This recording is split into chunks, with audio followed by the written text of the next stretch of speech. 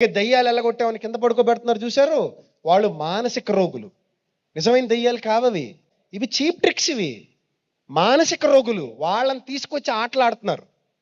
అలా చేస్తా ఇలా చేస్తా అని మన క్రైస్తవ్యంలో కొంతమంది బురుడి బాబాలు, ఇతర మతాల్లో ఉన్నటువంటి దొంగ బాబాలు హడావిడి చేస్తారా? వీళ్ళు వెళ్ళి దెయ్యాలను వెళ్ళగొట్టేస్తారా? అదేదో వాడు మనల్ని పట్టడం వల్ల వాడు మనకు విరోధం అవ్వడం అనే విషయాన్ని కూడా దేవుడు ఎక్కడా చెప్పట్లేదు. ఈ దురాత్మలు కూడా పంపబడ్డాయి అని ఇప్పుడు మనం ఆ విధమైన విధానాలు మనం చూడం. మానసిక రుగ్మతలతో వేరే వేరే రుగ్మతలతో బాధపడుతున్న వారిని చూస్తాం, కానీ అలాంటి చిత్ర విచిత్రమైన సంఘటనలు మనం చూడం. శైలజారం వచ్చినట్టు అప్పుడు గురుగారు వచ్చి, పోతావా పోవా, ఎక్కడి నుంచి వచ్చావు, మీ అమ్మమ్మ గారి పేరేం పేరు, మీ నాయనమ్మ గారి పేరేం పేరు, చెప్తావా చెప్పవా, ఇలాంటి పిచ్చి పిచ్చి కామెడీ షోలు ఏమి అక్కడ జరగల.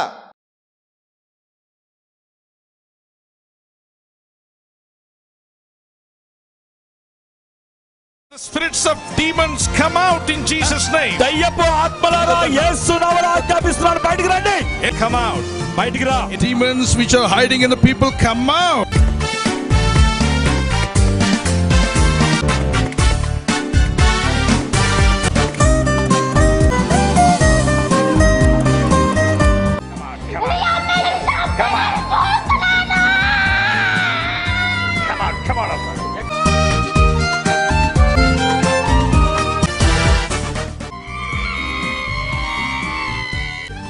Spirits, in the name of Jesus, I command you, order you, immediately come out of people in Jesus' name. అమ్మాయిని ఒక అమ్మాయిని తీసుకొచ్చారు, మగ్గాలు పట్టింది. ఆ అమ్మాయికి ఏం గాలి? మగ్గాలి. ఆడ మనిషి కదా, ఆడవాళ్ళతో ఉండదు. ఎప్పుడో మగపిల్లలు ఎక్కడ ఉంటే అక్కడే మెలికలు తిరుగుతూ ఉంటుంది. ఆ మగ్గాలు పట్టింది. మీకు చెప్పొద్దు మరి, మీకు చెప్పకే ఊరికి చెప్పేది.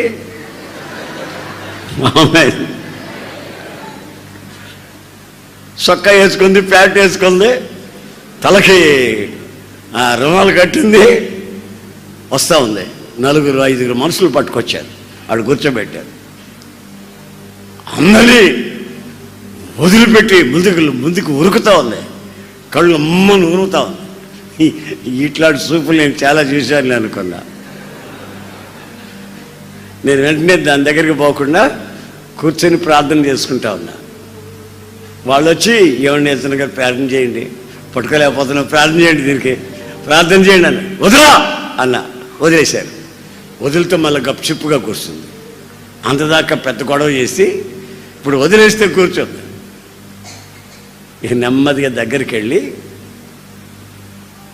ఏంటి నీ సంగతి అన్న. ఇట్లాగే అన్న, నువ్వు నోట్లో ఏమో కొనుక్కుంటున్నావే, అది ఆపు అని నన్నన్నది. నేనేమన్నానో చెప్పు. నేను అది అనకూడదు, కానీ నువ్వు ఆపా. నేనేమన్నానో అది చెప్పు. నువ్వు కొనుక్కుంటున్నావు, అక్కడి నుంచి కూర్చొని కొనుక్కుంటున్నావు, ఏమో కొనుక్కుంటున్నావు, ఆపా. నేనేం కొనుక్కున్నానో తెలుసా? మనసులో ఏసు రక్తం ఏసు రక్తం అని అనుకున్నా, అంతే, ఇంకేమనలా.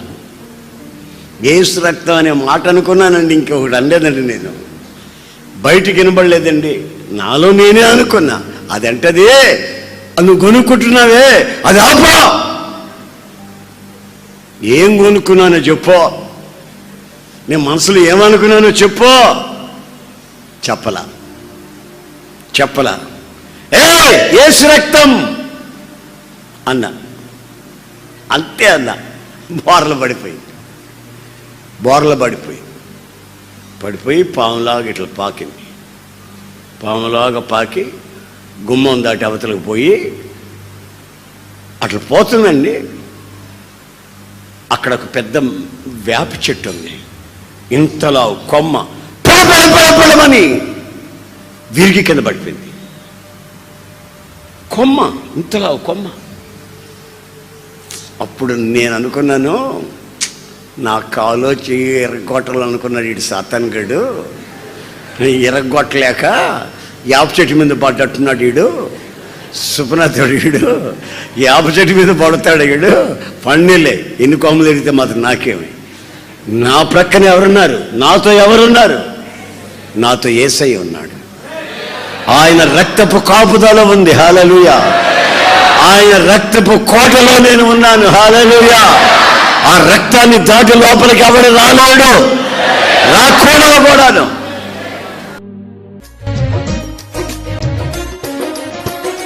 నీ పరిచర్యను తుదముర్చుటే నా నియమమాయనే, నీ సన్నిధిలో నీ పొందుకోరి నీ స్నేహితుడానైతినే.